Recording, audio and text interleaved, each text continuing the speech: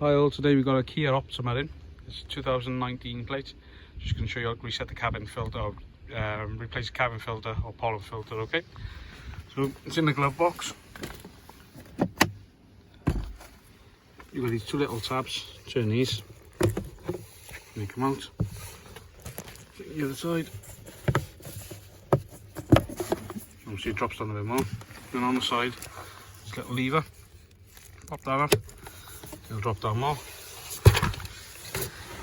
As you can see, that's it there. So on the right hand side you've got a little lever, pull that. There you go. There you go. There it is, right? Give yourself a little pick tool. Okay, and pull it out.